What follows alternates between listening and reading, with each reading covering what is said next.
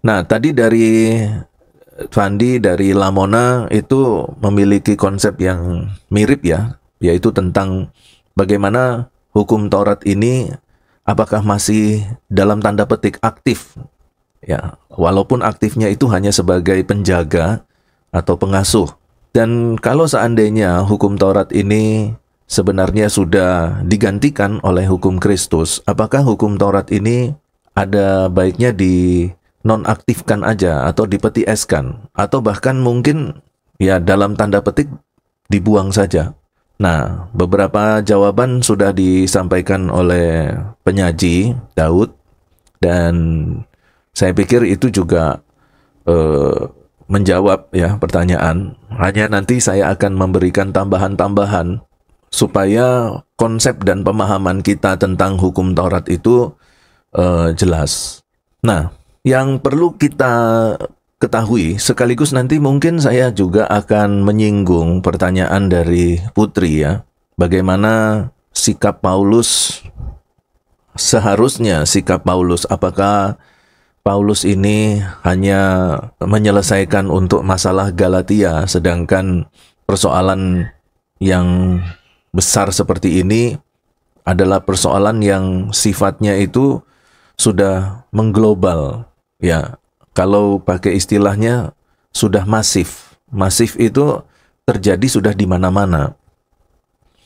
Nah, kembali ke pertanyaan pertama. Jadi, kalau kita berbicara tentang hukum Taurat ya, hukum Taurat ini adalah firman Tuhan yang diberikan kepada umat pilihan Allah bangsa Israel. Dalam konteksnya, hukum Taurat berlaku ya untuk umat pilihan Allah. Nah, kemudian datang waktunya Tuhan Yesus hadir di bumi ini untuk menyelamatkan manusia, tetapi kehadiran Tuhan Yesus itu bangsa Israel di mana ada hukum Taurat. Dan memang salah satu tujuan dari kedatangan Tuhan Yesus Kristus ini adalah menyelamatkan umat pilihan Allah, baru kemudian bangsa-bangsa lain. Nah, ketika Tuhan Yesus hadir di muka bumi, maka Tuhan Yesus berada dan takluk di bawah hukum Taurat. Artinya, sebagai manusia, Tuhan Yesus harus taat kepada hukum Taurat. Karena dia orang Yahudi, lahir di keluarga Yahudi, maka segala peraturan-peraturan hukum Taurat harus dilakukan oleh Yesus sebagai orang Yahudi, sebagai manusia sejati yang lahir dalam hukum dan budaya sebuah bangsa, yaitu bangsa Yahudi. Ya, tetapi di sisi lain, dalam makna figuratif, ya, kita bisa melihat bahwa sebenarnya Tuhan Yesus juga ingin membuktikan bahwa dia sanggup melakukan hukum Taurat. Bahkan, kedatangan Tuhan Yesus itu adalah memiliki misi dan visi khusus bahwa Tuhan akan menggenapi hukum Taurat. Bukan saja menyempurnakan konsep-konsep dan ajaran hukum Taurat itu dikonvert, ya, dipindahkan dan diubah menjadi hukum Kristus. Tetapi Tuhan Yesus juga ingin mengatakan bahwa Tuhan Yesus dengan sempurna sanggup melakukan hukum Taurat. Tuhan Yesus dengan sempurna sanggup melakukan hukum Taurat, dan juga Tuhan Yesus adalah penggenapan dari hukum Taurat. Tadi sudah disinggung ya, bahwa di dalam perjanjian lama itu nggak bisa kita buang, karena yang pertama, di dalam hukum Taurat itu ada Kristus.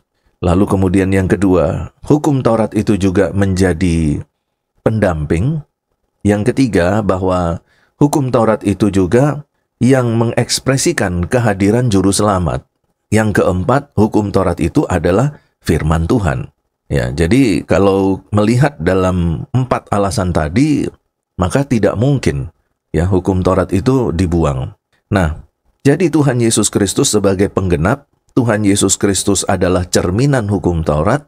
Tuhan Yesus Kristus juga mengkonvert hukum Taurat tadi menjadi hukum Kristus. Hukum lahiriah menjadi hukum rohani. Tuhan Yesus juga menyempurnakan hukum Taurat. Mata ganti mata, gigi ganti gigi, diganti dengan kasihilah musuhmu. Jadi apa yang diajarkan oleh hukum Taurat semakin disempurnakan oleh hukum Yesus Kristus. Bahwa intinya sebenarnya hukum Taurat tidak dibuang, tetapi disempurnakan. Ya. Jadi kalau kita mau mengatakan dengan bahasa yang lebih sederhana, hukum Taurat ini menjadi dasar daripada hukum Kristus. Untuk bisa memahami hukum Kristus, maka kita harus mempelajari hukum Taurat. Tetapi yang menjadi standar keselamatan kita bukan lagi hukum Taurat. Karena hukum Taurat tadi itu sudah di-convert, sudah diubah menjadi hukum Kristus. Maka sekarang yang berlaku adalah hukum Kristus. Ya, sekalipun di dalam hukum Kristus itu nanti akan terasa dan kita juga akan masih melakukan hukum Taurat, tetapi bukan lagi sebagai standar keselamatan. Misalnya, jangan mencuri. Tuhan Yesus tidak mengajarkan jangan mencuri, jangan berzina. Ya, kalau berzina pernah disampaikan ya. Jangan membunuh. Itu kan tidak diajarkan. Bagaimana kamu harus menjaga kebersihan, ya, menata rumah, ya, bagaimana seorang perempuan mengatur haidnya, ya, menstruasinya dalam kaitannya dengan ibadah. Itu kan nggak diatur oleh Tuhan. Tetapi tidak diatur oleh Tuhan Yesus secara khusus pada waktu Tuhan Yesus pelayanan ya. Tetapi itu semua kan sudah ada di dalam hukum Taurat. Dan hukum Taurat ini artinya bahwa hal-hal yang tidak diajarkan oleh Tuhan Yesus itu bukan berarti tidak dipakai. Bahwa Tuhan Yesus sudah buang. Bukan. Kita nggak boleh memahami hukum Taurat seperti itu. Tuhan Yesus menyempurnakan. Nah, sesuatu yang disempurnakan itu tidak dibuang, tetap dipakai. Misalnya saja ya, versi Android 10 misalnya 10. Ketika masuk ke dalam versi Android yang ke-11, yang 10 nggak dibuang, tetapi disempurnakan. Konsep-konsepnya, cara kerjanya, semuanya tertuang di dalam Android 11. Ketika Tuhan Yesus tidak menjelaskan tentang hukum Taurat lagi di dalam pengajarannya selama 3 tahun, itu bukan berarti tidak dipakai. Tetapi Tuhan Yesus menganggap masyarakat Yahudi itu sudah mengetahui apa yang harus mereka lakukan. Nah, kalau sudah mengetahui apa yang mereka lakukan, ya tidak perlu lagi diajarkan. Begitu. Nah, ada beberapa teolog yang mengatakan misalnya saja tentang 1/10. Persembahan 1/10 tidak diajarkan oleh Tuhan Yesus. Betul, Tuhan Yesus tidak mengajarkan secara langsung. Karena bagi Tuhan Yesus, konsep 1/10 itu sudah berlangsung sampai di zaman Tuhan Yesus. Nah, karena masih tetap berlangsung, maka tidak diutak-atik. Karena dianggap masih terpakai gitu loh. Nah, untuk hal-hal yang seperti ini, tidak diungkit-ungkit. Nah, sesuatu yang tidak diungkit bukan berarti tidak ada, tetapi dianggap masih berjalan. Gitu. Demikian pun dengan hukum Taurat yang lain. Ya, peraturan-peraturan seremoni, itu semuanya masih berjalan. Kalau kita perhatikan, ketika Tuhan Yesus melakukan pembersihan pelataran bait suci, Tuhan Yesus katakan, ini rumah Bapakku. Itu berarti bahwa seluruh konsep yang ada di dalam bait suci itu diakui oleh Tuhan Yesus, disetujui, dan dilaksanakan. Ini rumah Bapaknya Tuhan Yesus. Berarti semua peraturan-peraturan hukum Taurat, semua peraturan-peraturan seremoni yang ada di dalam bait suci, itu diakui oleh Tuhan Yesus. Tidak dibuang. Bahkan dikatakan, ini rumah Bapakku. Oke, itu yang harus kita ketahui dulu sebagai dasar untuk memahami hukum Taurat. Nah, yang berikutnya, pertanyaan yang seringkali muncul di dalam kekristenan, bahwa apakah ketika Paulus mengajarkan perjanjian baru, dan kita sudah masuk di dalam zaman perjanjian baru, apakah hukum Taurat itu sudah tidak berlaku lagi? Karena beberapa kali kita mendengarkan pernyataan-pernyataan Paulus yang keras, yang seolah-olah hukum Taurat ini bukan lagi sebagai penunjang, tetapi ya kesannya itu seolah-olah penghalang malah. Ya. Bahkan dengan keras mengatakan kalau kamu masih melakukan hukum Taurat, Kristus tidak berguna. Jadi sebenarnya Paulus ini sikapnya seperti apa tentang hukum Taurat? Nah, yang kita harus bisa memisahkan antara hukum yang hukum Taurat dalam pengertian firman dengan hukum Taurat dalam pengertian agama, ya. Nah, hukum Taurat dalam pengertian agama, inilah yang dipelihara oleh ahli Taurat dan orang-orang Farisi. Tetapi hukum Taurat dalam pengertian firman, inilah yang masih dikatakan oleh Paulus bahwa Paulus bukan arti meniadakan hukum Taurat. Nah, nanti di dalam pokok bahasan teologi perjanjian baru, mungkin kita akan menyinggung bahwa sebenarnya Paulus bukan membuang hukum Taurat. Tetapi sebenarnya Paulus ingin menekankan bahwa hukum Taurat yang sekarang ini tetap diakui oleh orang-orang Yahudi, itu sudah di-convert. Dan convertnya ini untuk bangsa-bangsa lain. Gitu. Karena Paulus ini kan memang sudah disediakan sebagai rasul untuk bangsa-bangsa lain. Jadi kalau bangsa Yahudi tetap dengan hukum Taurat, bangsa-bangsa lain ya dengan hukum Kristus. Menjelang kematian Paulus, Paulus mengatakan begini, aku rindu supaya sebelum aku mati, aku mendapatkan kesempatan lagi untuk bisa melayani orang Yahudi. Kalian semua mendapatkan keselamatan dari orang Yahudi. Nah, sekarang orang Yahudi adalah orang-orang yang tersingkirkan dalam tanda petik ya. Saya pakai istilah saya sendiri ya. Orang-orang yang tersingkirkan dari Allah.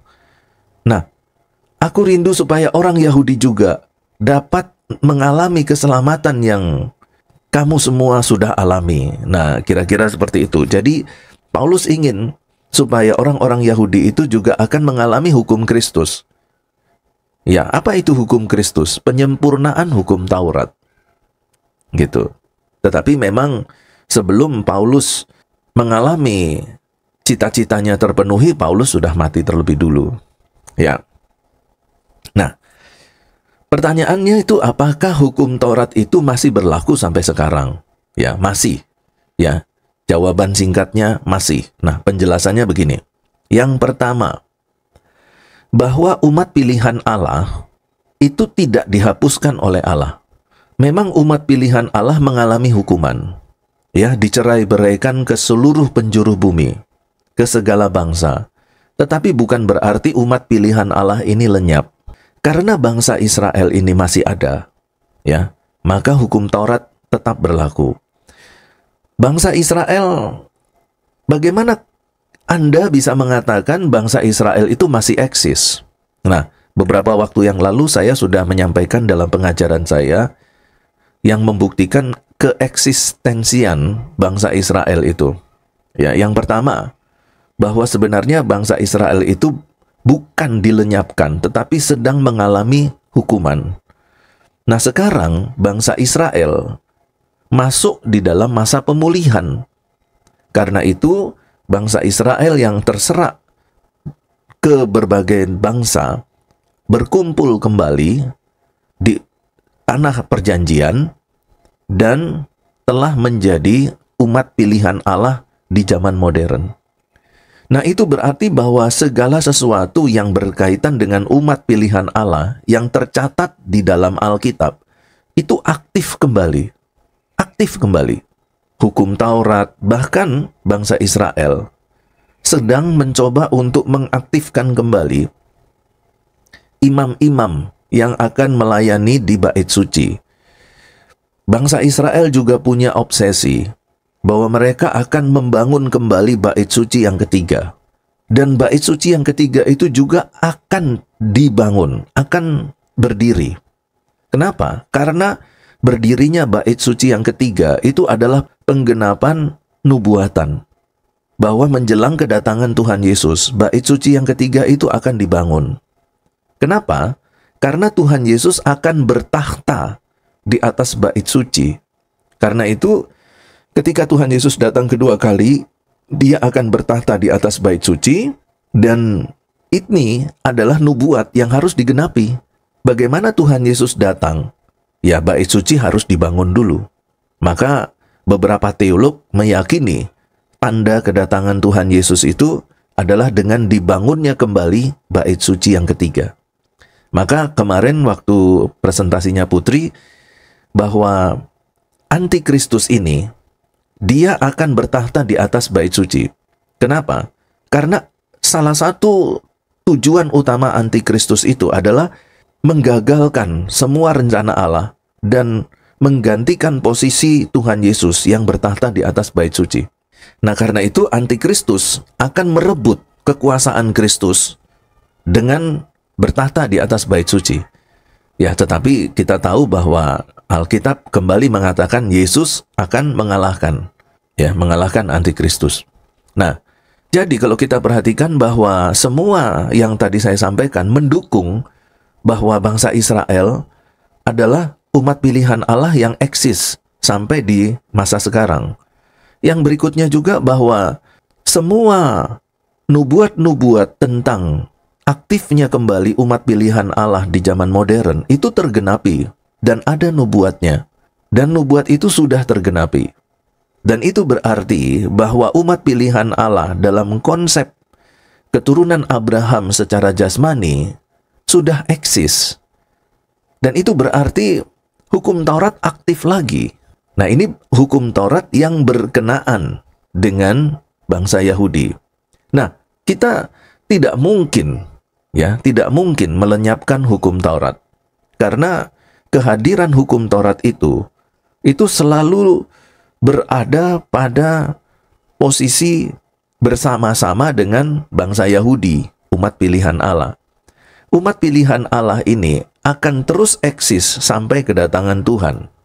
Itu berarti bahwa hukum Taurat akan tetap eksis sampai kedatangan Tuhan.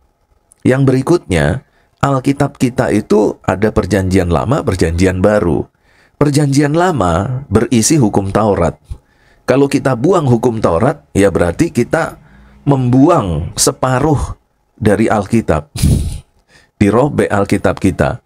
Yang ada hanya perjanjian baru, dan ini tidak mungkin. Ya, karena di dalam kitab Wahyu ditutup dengan ayat, jangan ada seorang pun yang akan menambahkan atau mengurangi. Ya, walaupun konsep menambah dan mengurangi itu tidak berkaitan dengan seluruh Alkitab ya. Tetapi kebanyakan juga mempunyai pandangan mengurangi seluruh isi yang ada di dalam Alkitab. Itu termasuk yang dimaksudkan dari ayat terakhir di dalam kitab Wahyu. Jangan ada yang menambah lagi, jangan ada yang mengurangi lagi.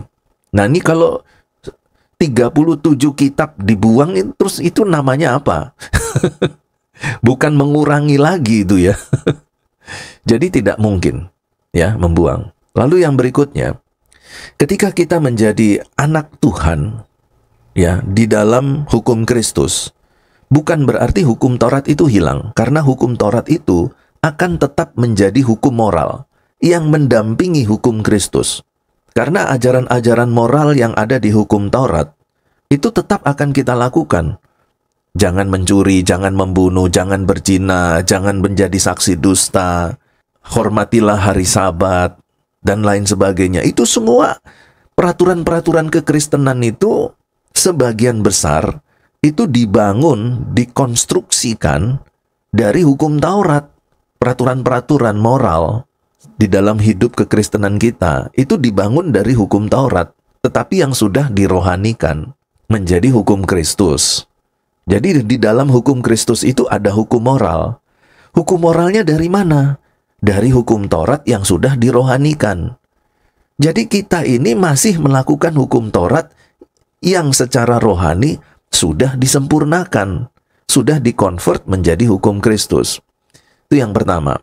Yang kedua, kenapa kita masih melakukan hukum Taurat sebagai orang Kristen? Nah, kalau kita membaca di dalam Roma pasal 2 ayat 14 dan 15 ya. Roma pasal 2 ayat 14 dan 15. Coba kita baca Roma pasal 2 ayat 14 dan 15. Apabila bangsa-bangsa lain, kita ini bangsa-bangsa lain, yang tidak memiliki hukum Taurat, oleh dorongan diri sendiri melakukan apa yang dituntut hukum Taurat. Jadi, kita itu tidak punya hukum Taurat secara fisik. Tetapi, tanpa kita sadari bahwa kita itu telah melakukan hukum Taurat, walaupun kita tidak punya hukum Taurat fisik. Maka, lanjutnya, walaupun mereka tidak memiliki hukum Taurat, mereka menjadi hukum Taurat bagi diri mereka sendiri. Oke, ayat yang ke-15. Sebab dengan itu mereka menunjukkan bahwa isi hukum Taurat ada tertulis di dalam hati mereka. Dan suara hati mereka turut bersaksi dan pikiran mereka saling menuduh atau saling membela. Jadi, sebenarnya bangsa Israel itu mendapatkan hukum Taurat secara fisik, sedangkan bangsa-bangsa lain itu mendapatkan hukum Taurat secara non-fisik. Dari mana bisa tahu? Nah, ini Paulus mengatakan bahwa bangsa-bangsa lain itu walaupun tidak punya hukum Taurat fisik, mereka sebenarnya sudah melakukan hukum Taurat dan menjadi hukum Taurat bagi diri mereka sendiri. Kenapa? Karena hukum Taurat ada di dalam hati, jiwa, dan pikiran mereka. Intinya apa? Intinya Tuhan Allah memberikan hukum Taurat kepada seluruh manusia di bumi ini. Semua yang namanya manusia telah ditanamkan oleh Allah hukum Taurat di dalam hati nurani setiap manusia. Hanya perbedaannya kalau umat pilihan Allah, bangsa Israel, hukum Taurat tadi bukan saja ada di dalam hati, tetapi juga tertuang dalam hukum tertulis yang dilakukan sebagai hukum yang dilaksanakan sebuah bangsa. Nah, itu berarti bahwa sebelum kita mengenal Kristus dan setelah kita mengenal Kristus, kita masih punya hati nurani, kita masih punya jiwa, kita masih punya pikiran. Dan di dalam semua itu ada hukum Taurat. Jadi kita ini adalah pelaku-pelaku hukum Taurat secara tidak tertulis yang tertanam di dalam hati nurani kita sejak kita lahir. Jadi kita tidak bisa membuang hukum Taurat. Kita tidak terpisahkan dari hukum Taurat, gitu. Karena itu kita disebut sebagai apa? Keturunan Abraham dalam iman secara rohani. Kalau Israel keturunan Abraham secara jasmani, yang harus disunat, yang harus melakukan hukum Taurat secara jasmani, kita adalah keturunan Abraham secara rohani, disunat secara rohani dengan hukum Kristus yang menyempurnakan hukum Taurat. Begitu.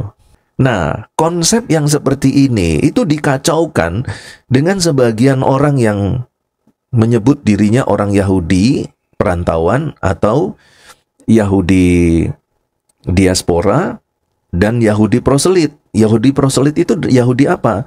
Orang-orang bangsa lain yang menyeburkan dirinya menjadi orang Yahudi secara hukum.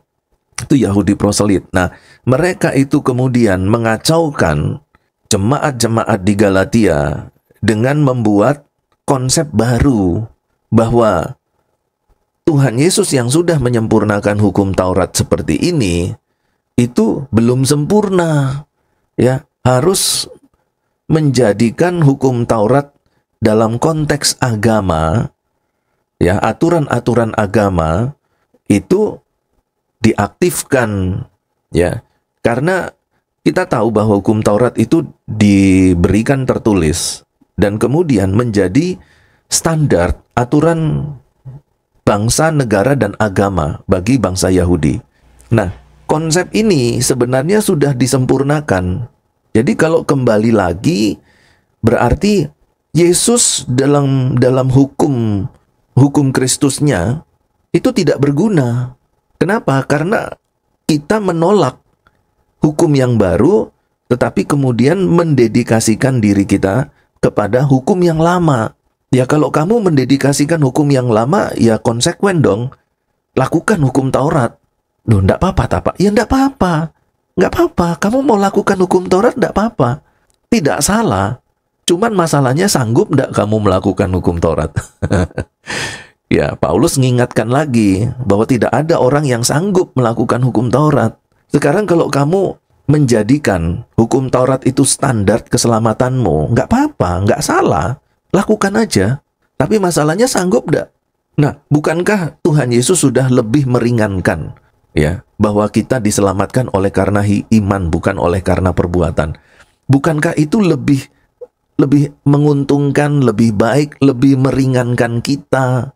Kita nggak stres, macam-macam lah positifnya. Loh kok kamu menyiksa dirimu kembali dengan melakukan hukum-hukum agamawi gitu, yang jasmania. Tapi bagaimana Pak kalau saya di tengah-tengah Pak? Ya saya disunat tapi pakai hukum Kristus. Nah orang yang selalu ada di tengah-tengah itu dimuntahkan oleh Tuhan. Tuhan katakan ya di atas ya, tidak di atas tidak. Tuhan Yesus juga mengatakan, kamu tidak dapat meletakkan kakimu di sebelah kiri perahu dan kaki kananmu di perahu yang lain. Kamu kalau putih harus putih, katakan putih, dan hitam katakan hitam. Tuhan Yesus itu nggak suka orang yang di tengah-tengah. Bagi Tuhan Yesus, orang yang di tengah-tengah ini adalah orang-orang yang munafik. Nah, nanti kalau misalnya ada pernyataan-pernyataan atau jawaban-jawaban saya ada yang kurang, nah itu bisa ditanyakan lagi, karena apa yang saya sampaikan ini adalah pernyataan atau statement-statement lisan yang saya sistematikan secara lisan di otak saya ya. Karena dengan konsep yang seperti itu terkadang ada yang terlompati, terlewati ya. Sehingga belum sempat untuk dibahas. Ya, kalau ada yang seperti itu nanti bisa ditanyakan lagi. Ya, kira-kira seperti itu garis besarnya, bahwa kita tetap masih melakukan hukum Taurat, ya, tapi dalam tanda petik ya, bukan sebagai standar keselamatan, tetapi sebagai hukum rohani. Karena hati kita masih punya hati nurani, dan di dalam hati nurani kita masih ada hukum Taurat. Ya, tetapi hukum Taurat itu bukan lagi sebagai standar, tetapi hanya sebagai pendamping hukum moral. Dan hukum Taurat pun sebenarnya sudah disempurnakan dengan hukum Kristus. Dan seterusnya. Gitu kira-kira.